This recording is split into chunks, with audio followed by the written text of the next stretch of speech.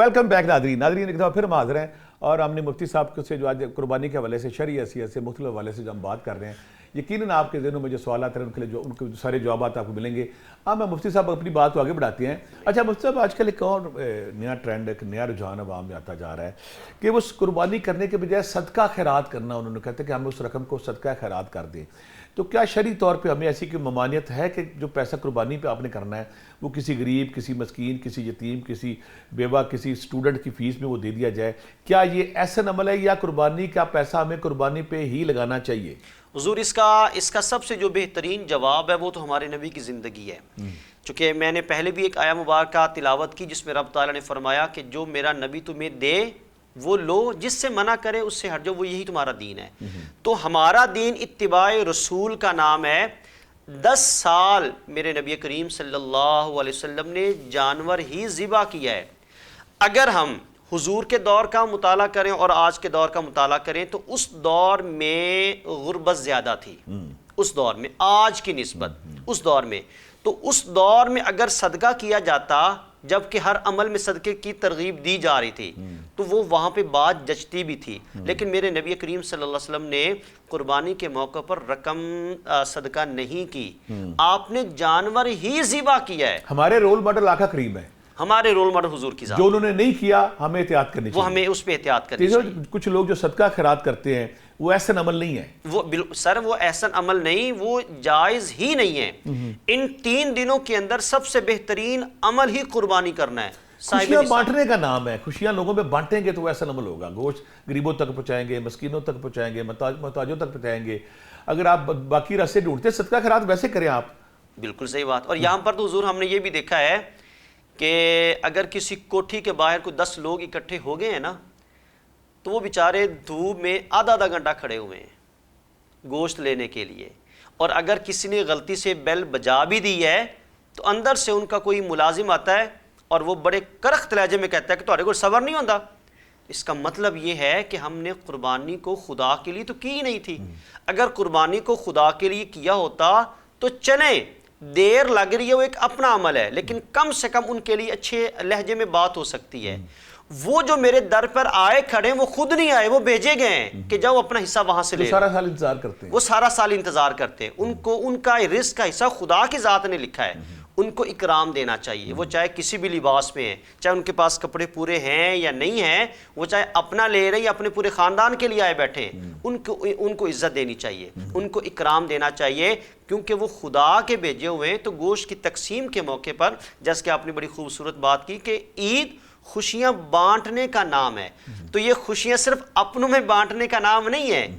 امام غزالی رحمۃ اللہ تعالی علیہ فرماتے ہیں، آپ نے کہا کہ یہ کیسے پتہ چلے گا کہ یہ کام ہم خدا کی رضا کے لیے کر رہے ہیں، اس کا کوئی میجرمنٹ کیا ہے؟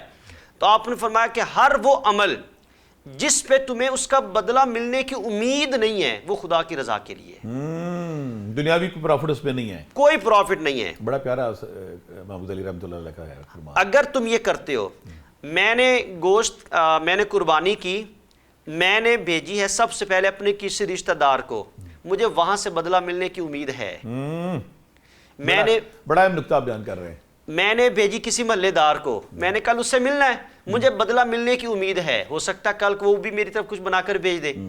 جتنے بھی میرے جاننے والے لوگ ہیں، ہم جب ان کی طرف بھیجتے ہیں تو وہاں سے بدلہ ملنے کی امید ہے، لیکن وہ جو میرے دروازے پر آئے کھڑے ہیں، جن سے زندگی میں نہ پہلے کبھی ملا نہ بعد میں کبھی میں نے ملنا ہے، وہاں پر جو میں نے گوشت دینا ہے وہاں سے بدلے کی امید نہیں ہے۔ یہاں پہ ایک اور بڑا باریک نقطہ ہے، میں کچھ 1-2 فیملی میں دور تھا تو کچھ نا باہر لوگ گوشت لینے آئے ہوئے تھے، تو وہاں پہ ایک بوڑھی عورت، بوڑھا مرد کہہ رہا تھا کہ مجھے ڈاکٹر نے روکا، میں نے بڑا گوشت نہیں کھانا۔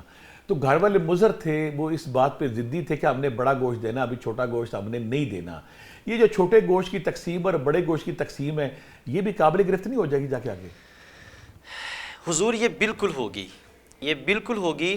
نبی کریم صلی اللہ علیہ وسلم لوگوں کے لیے نا آسانیاں بانٹتے تھے، اور یہ میرے پیارے نبی، جو اپنے لیے پسند کرو وہ دو۔ جی حضور نبی کریم کی زندگی کی 2 بڑی خوبصورت باتیں، ایک آپ نے لوگوں کے لیے ہمیشہ آسانیاں کی ہیں، مشکلات پیدا نہیں کی۔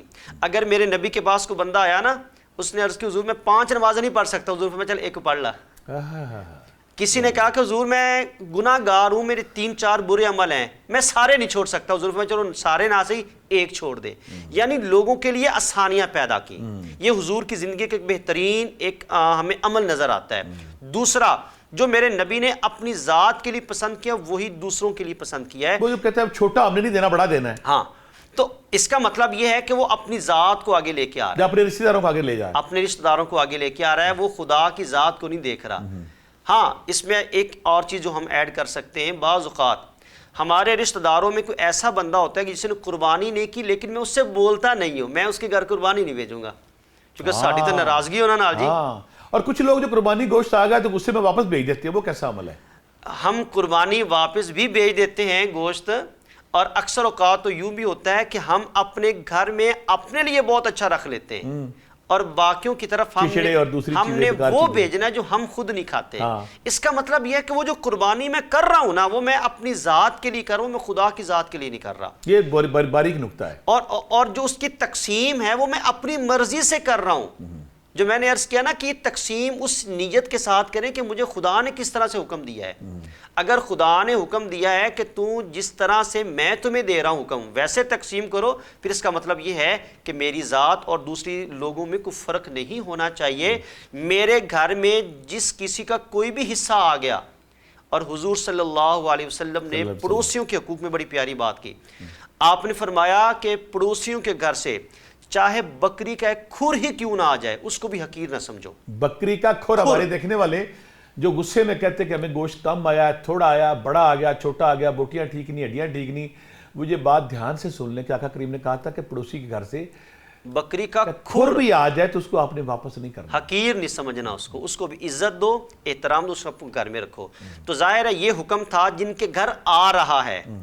تو جو بھیجنے والے ہیں ان کو بھی یہ خیال کرنا چاہیے کہ میرے نبی نے فرمایا کہ تمہارا ایمان مکمل نہیں ہے اگر تم وہ چیز پسند کرتے ہو، کسی دوسروں کے لیے کچھ اور پسند کر رہے ہو اور اپنے لیے کچھ اور پسند کر رہے ہو. تو یہاں پر ایمان، پھر ایسے لوگوں کا ایمان ابھی نامکمل ہے جو اس تقسیم میں فرق کرتے ہیں. مطلب وہ جو یقیناً آپ کی نظر سے گزری ہوگی کہ مسجد نبوی کے اعتکاف سے بہتر ہے کہ اٹھ کے جا کے کسی کی مدد کرنا. یعنی کہ آقا کریم نے فرمایا اگر آپ کسی کو آپ کی ضرورت پڑ گئی اور مسجد نبوی میں اعتکاف بیٹھے ہوئے ہیں تو آپ اگر جا کے اس کی مدد کرتے، اس کے لیے آسانی لاتے تو وہ کیسا عمل ہے. یعنی کہ اللہ آقا کریم نے اتنا فرمایا کہ دوسروں کی مدد کرنی ہے، دوسروں کی ہیلپ کرنی ہے. ہیلپ کے نام سے ایک اور بات سامنے آتی ہے کہ ہیلپ لائن جو قربانی ہے اس کا بڑا آج کل رجحان بڑھ گیا ہے. آن لائن جو قربانی ہو رہی ہے اس کی کیا شرعی حیثیت ہے؟ بہت سارے لوگ باہر سے کہتے ہیں کہ آپ، اور جب پاکستان لاہور میں بہت سارے ایسی فیملیز ہیں، لوگ ہیں جو آن لائن بکنگ کرا دیتے ہیں، بہت سارے ادارے جو بکنگ کر رہے ہیں، تو اس کی کیا شرعی ہے؟ یہ ٹھیک ہے، جائز ہے یا ایسا عمل ہے؟ شرعی طور پر اس کی گنجائش تو ہمارے پاس موجود ہے، ہم آن لائن قربانی کروا سکتے ہیں، اس کی شرعی طور پر اجازت موجود ہے. ٹھیک ہے.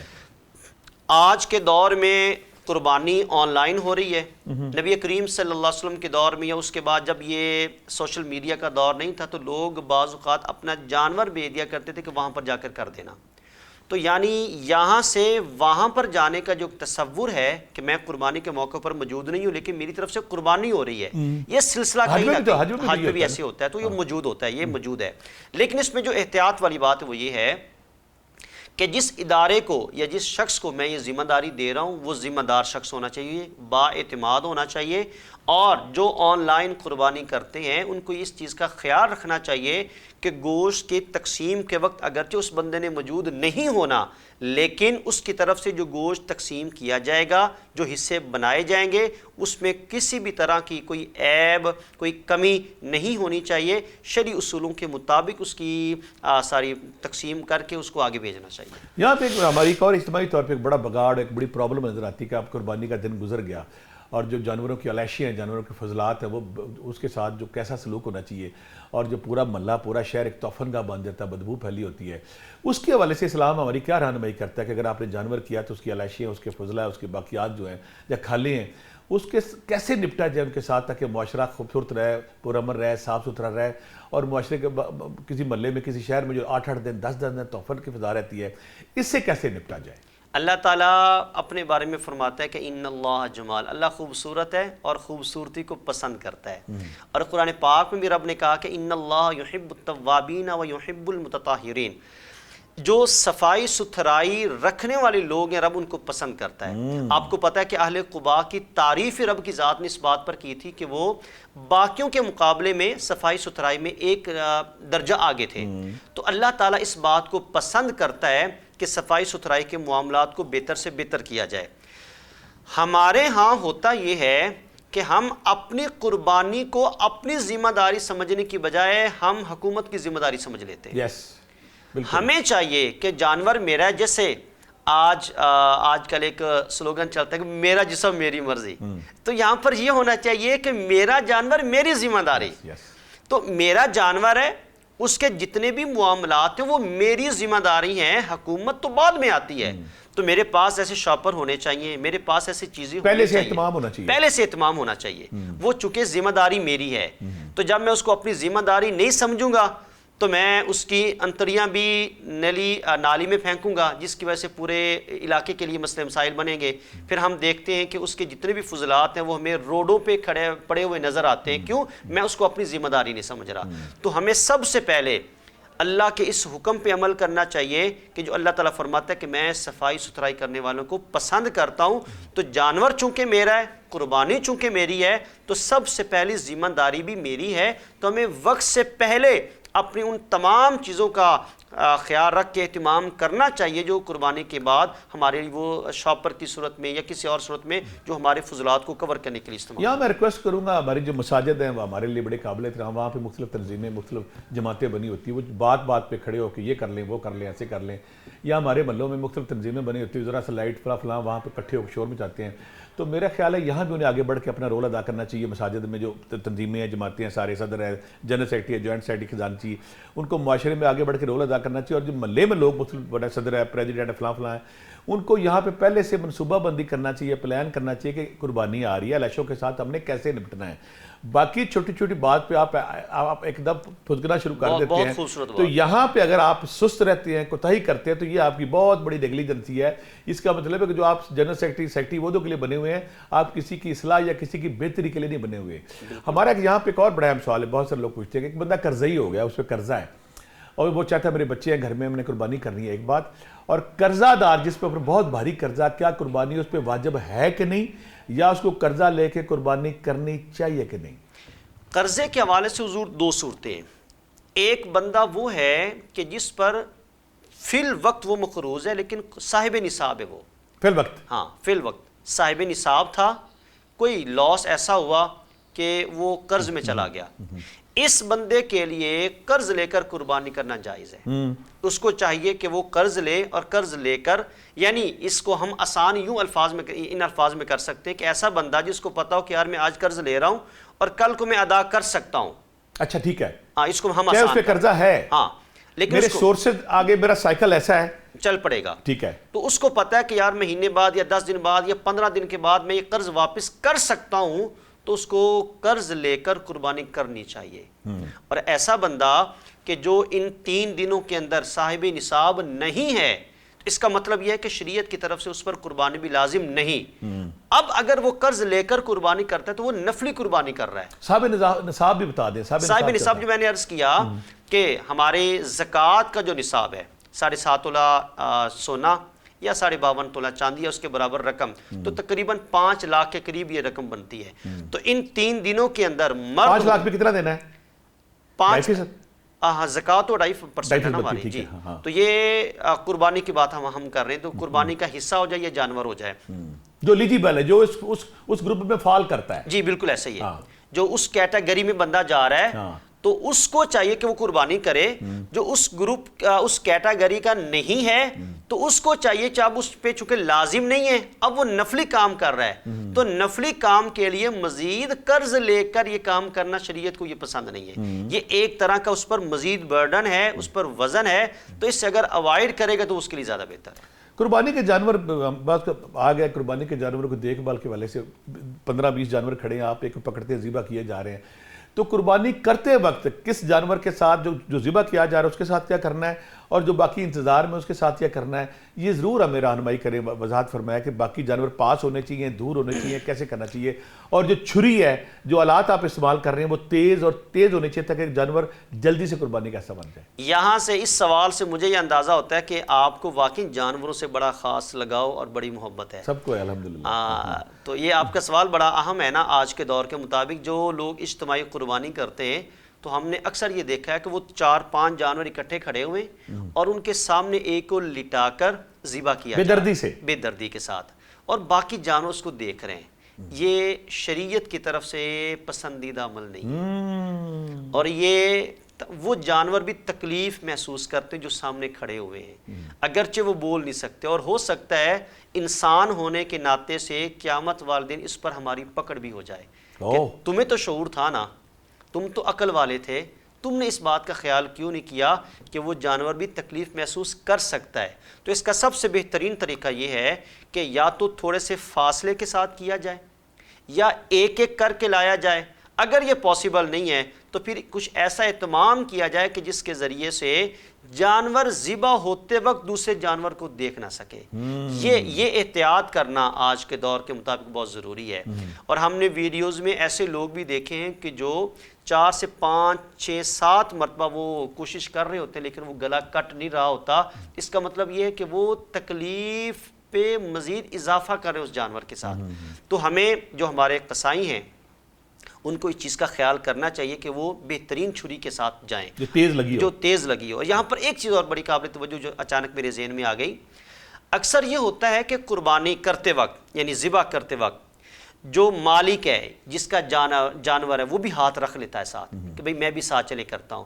اگر کوئی بندہ چھری پر ہاتھ رکھتا ہے تو اب بسم اللہ اللہ اکبر کہنا دونوں پہ لازم ہے. دوسری بات ہے کہ زیادہ افضل یہ نہیں کہ قربانی جس کی ہے وہ خود کرے, یہ اگر ہو جائے تو اس سے بہتر اور کوئی بات نہیں. اور خواتین ہماری جو بیٹیاں بہنیں ہیں وہ نبی کریم صلی اللہ علیہ وسلم نے جناب فاطمہ سے کہا تھا کہ ذبح کے وقت اپنے جانور کے پاس کھڑی ہو چونکہ یہ تمہارا جانور ہے, اور اس جانور کی فضیلت یہ ہے کہ اس کے جسم سے نکلنے والے خون کا پہلا قطرہ بھی زمین پہ گرتا نہیں ہے, اللہ کی بارگاہ میں پہلے قبول کر لیا جاتا ہے. اور جو کہا جاتا ہے مفتی صاحب کہ جانور کے جسم پہ جتنے بال ہیں اتنے آپ کے گناہ جھڑ جاتے ہیں, اس کی شرعی حیثیت کیا ہے؟ یہ کیا ہے؟ بالکل میرے پیارے نبی کریم صلی اللہ علیہ وسلم کا فرمان ہے کہ اس دمبا ہے, بکرا ہے, اونٹ ہے, جو بھی جانور ہے اس کے جسم پر جتنے بال ہیں ہر بال کے مطابق برابر ایک ایک نیکی دی جاتی ہے جتنے بھی حصے دار ہیں. سبحان اللہ. تو وہ حصے وہ نیکیاں تبھی ملیں گی میرے خیال میں جب ہم جانور کے ساتھ بھی حسن سلوک کریں گے.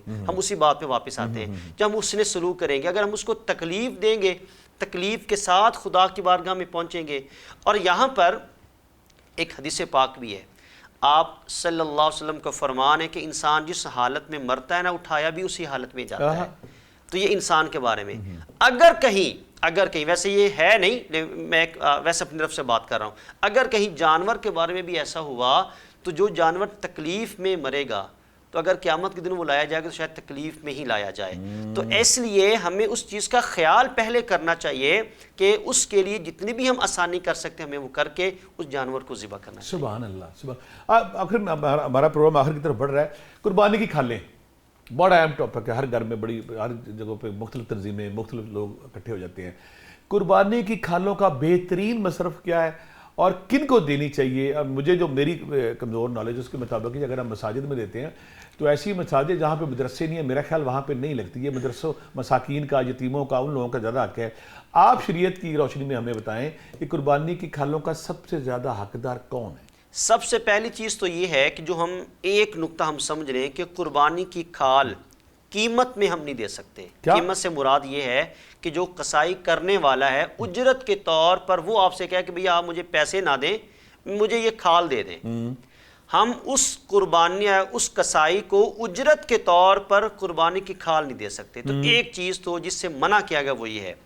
اب آ جائیں ان کے مصارف کیا ہیں. مصارف میں سب سے بہترین جو چیز جو ہمیں شریعت کہتی ہے کہ آپ کسی کو مالک بنائیں, کسی کو مالک بنائیں کھال کا. یعنی جب آپ نے دینی ہے تو کسی کو مالک بنا کر دینی, تو ظاہر یہ مسجد کو نہیں لگ سکتی چونکہ مسجد کسی کی ملکیت میں نہیں ہے. بڑا اہم نقطہ آپ بیان کر رہے ہیں. تو ہم کسی کی ملکیت میں دیں, یا پھر ایسا ادارہ جو لوگوں کی ویلفیئر کا کام کر رہا ہے. ڈسپینسری ہے, معصوم یتیم بچے پڑھتے ہیں وہاں پہ. بالکل ایسے ہی ہے. معصوم بچے پڑھ رہے ہیں کسی ادارے میں, غریب بچے پڑھ رہے ہیں, ہم اس ادارے کو تو دے سکتے ہیں, ان کو وکیل بنا کر دے سکتے ہیں کہ آپ ان بچوں پہ خرچ کریں. اور پھر بہت سارے ادارے ایسے بھی ہیں کہ جو بتاتے ہیں کہ آپ کی یہ چیز ہم یہاں پہ استعمال کر رہے ہیں. تو جو قربانی کی کھال دینے والے لوگ ہیں ان کو یہ بھی چاہیے کہ وہ جس ادارے کو دے رہے ہیں تھوڑی سی ان کے بارے میں ہاؤ ناؤ بھی لے کہ یہ کہاں پہ خرچ کرتے ہیں, آنکھیں بند کر کے نہیں دینا چاہیے. تو ایسا ادارہ جو ویلفیئر کا کام کر رہا ہے, ایسا ادارہ جو غریب بچیوں کی تعلیم کے لیے کام کر رہا ہے, ایسا ادارہ جو لوگوں کے لیے فلاحی کام کر رہا ہے, تو ایسے لوگوں کو ہم قربانی کی کھال دے سکتے ہیں. اس کا مطلب ہے کہ مسجد کی عمارت, مسجد کی چھت, مسجد کے اندر یہ پیسہ نہیں لگتا. بالکل بھی نہیں لگ سکتا. یہاں پہ کچھ لوگ نیا سہارا لیتے ہیں, آپ ذرا بہتر رہنمائی کریں گے کہ ہم نے مسجد میں نہیں, مسجد کے ساتھ جو عوام کے لیے ہم نے واش روم بنائے ہوئے ہیں وہاں ہم پیسہ لگا رہے ہیں, اس کی کیا شریعت ہے؟ وہاں بھی جائز اس لیے نہیں ہے چونکہ وہ کسی کی ملکیت میں نہیں ہے. ملکیت کا تھوڑا وضاحت کریں. ملکیت سے مراد یہ ہے ایسا غریب بندہ جو زکوٰۃ لینے کے قابل ہے, مسکین ہے, محتاج ہے, مسافر ہے. یہ زکوٰۃ لینے کا مسافر بھی ہے اس پہ. ہاں, مسافر بھی. تو اس کو ہم زکوٰۃ, جس بندے کو ہم زکوٰۃ دے سکتے ہیں اس بندے کو ہم قربانی کی کھال بھی دے سکتے ہیں. اور ملکیت میں کہ بھائی اب جہاں پہ تمہارا دل کرے خرچ کرو, ملکیت کا مطلب یہ ہے. تو اس بندے کو ہم کھال دے سکتے ہیں اور اس کی اجازت سے دیں کہ بھئی اب جہاں پہ تمہارا دل کرے. اب ایک غریب بندے کو میں نے دے دی کھال, تو بعد میں اس کو میں مجبور کروں نہیں بھائی تو نے مسجد کے واش روموں میں استعمال کرنی ہے, تو اس کا مطلب ہے کہ شریعت پہ یہ غلط ہو جائے گا. تو جس کو آپ نے دینی ہے اس کو مکمل اختیارات کے ساتھ دیں کہ جہاں پہ اس کا دل کرے وہاں پہ وہ خرچ کرے. اختیار بھی دیں گے, اس کو اختیار دیں. ٹھیک ہے, اس کو اختیار دیں. جو ہمارے معاشرے میں مختلف تنظیمیں, فلاحی ادارے بن گئے ہیں, ان کے حوالے سے کیا ہے؟ جو ہمارے ادارے ہیں, ہماری تنظیمات ہیں, ویلفیئر سوسائٹیز ہماری, وہ چونکہ لوگوں کے لیے کام کر رہے ہیں اور ایسے طبقے کے لیے کام کر رہے ہیں جو پسا ہوا غریب طبقہ, مسکین طبقہ, فقراء کی کیٹیگری میں ان کے لیے وہ کام کر رہے ہیں.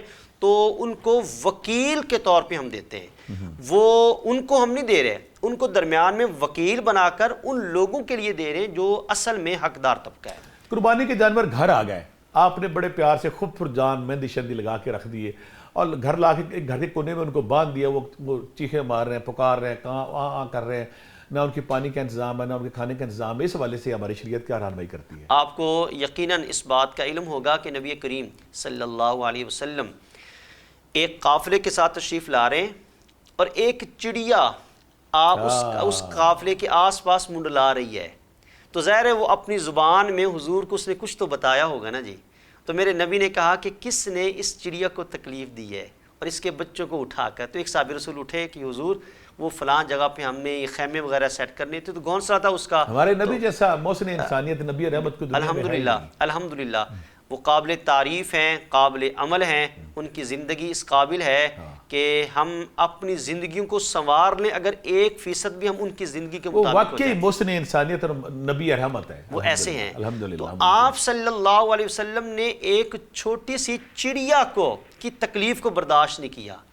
تو ایک ایسا جانور جو بڑا ہے اور ایک بڑے مقصد کے لیے ہے, تو اس کو تکلیف میں رکھنا اسلام کو کہاں سے پسند ہوگا. تو اس لیے یہ میرے خیال میں یہ بہت اچھا ہو جائے گا اگر ہم اپنے بچوں کو اس بات کی تعلیم دیں, اپنے بچوں کو سمجھائیں کہ بیٹا یہ آپ کا جانور ہے, اس کے پانی کا خیال آپ نے رکھنا ہے, اس کے کھانے کا آپ نے خیال رکھنا ہے. تو میں اپنے بچوں کو دیکھتے ہوئے یہ سمجھتا ہوں کہ بچے اپنا کھانا کھانے سے پہلے اس کو کھانا کھلائیں گے, خود پانی پینے سے پہلے اس کو پانی پلائیں گے. بچے سافٹ ہوتے ہیں, رحم دل ہوتے ہیں, محبت کرتے ہیں, ان کا لگاؤ ہی اور ہوتا ہے. تو میرے خیال میں جو لوگ اپنے گھر میں جانور لے کے آتے تو ان کو اپنے بچوں کو تعلیم دیتے ہوئے ان کی تربیت کے لیے اس کے ساتھ ایسا لگاؤ پیدا کر دیں کہ وہ خود اس کا خیال رکھیں, اس کو پانی پلائیں, اس کو کھانا کھلائیں. تو یہ ایک بہت اچھا گھر کا ماحول بن جائے گا. اور یہی مقصد ہے اسلام کا کہ تاکہ اس قربانی جناب ابراہیم علیہ السلام نے اللہ کی بارگاہ میں کیا پیش کیا؟ اللہ کی بارگاہ میں سب سے پسندیدہ چیز پیش کی, سب سے پسندیدہ وہ قربانی کے لیے پیش کی. جانور جب ہم گھر میں لے کے آتے ہیں ہمارا اس کے ساتھ ایک ایسا قلبی تعلق بن جاتا ہے کہ جب ہم اس کو ذبح کرنے کے لیے لے کے جا رہے ہوتے ہیں نا, تو وہ جانور نہیں جا رہا ہوتا، ہماری احساسات اس کے ساتھ جا رہے ہوتے ہیں. تو وہ تبھی ہوگا جب ہم اس کا خیال رکھیں گے، وہ تبھی ہوگا جب ہم اپنا کھانا کھانے کے ساتھ اس کے کھانے کا خیال رکھیں گے. تو اس لیے وہ بہت زیادہ ضروری ہے اور اس کا خیال ہمیں رکھنا چاہیے. ہمارے یہاں پہ ہمارے جو بہت سارے بیوپاری جو ہمارے جنوبی پنجاب سے، راجن پور سے، ادھر صادق آباد سے، مختلف جگہوں سے بہت سارے بکرے اور مختلف جانور ٹرکوں میں اور بسداؤں میں بھر کے لاتے ہیں، اور ان کا راستے میں پانی کا خیال نہیں کرتے، ان کی خوراک کا خیال نہیں کرتے، اور مفتی صاحب بہت سارے جانور راستے میں مر جاتے ہیں. بالکل ایسے ہی ہے. تو ہماری تھوڑی سی آگاہی دیں ان لوگوں کو جو یہ کام کرتے ہیں، ان کو ان جانوروں کے ساتھ کیا سلوک کرنا چاہیے؟ یہ جانور ان کے لیے صرف جانور نہیں ہے، یہ جانور ان کے لیے رزق کا اور کمائی کا ذریعہ بھی ہیں. تو یہ ان کے بیوی بچوں کے کھانے کا اور ان کی کمائی کا ایک ذریعہ ہے. تو اس لیے ہمیں جو جانور وہ لے کے آ رہے ہیں جتنا زیادہ حسن سلوک، سر یہاں پر میں یہ سمجھتا ہوں کہ فرق یہاں پر آتا ہے جب ہم اس کو صرف جانور سمجھتے ہیں. وہ صرف جانور نہیں ہے، وہ اللہ کی بارگاہ میں پیش کیے جانے والا ایک تحفہ ہے. جب بیوپاری یہ سمجھے گا نا کہ یہ ایک میں تحفہ لے کے جا رہا ہوں جس نے خدا کی بارگاہ تک پہنچنا ہے، اب یہاں پر اس کے لیے وہ جو کام بھی کر رہا ہے وہ عبادت بن جائے گا. مفتی صاحب، آپ کی آمد کا، آپ کی محبت کا، آپ کی شفقت کا، اور آپ نے جس طرح آج قربانی کے حوالے سے مختلف پہلوؤں پر روشنی ڈالی، میں اور میرے دیکھنے والے بہت بہت شکر گزار ہیں. اس دعا کے ساتھ کہ اللہ تعالیٰ سب کو یہ ساری اچھی باتیں ماننے کی، ان کو سیکھنے کی اور اپنی اپلائی کرنے کی توفیق دے.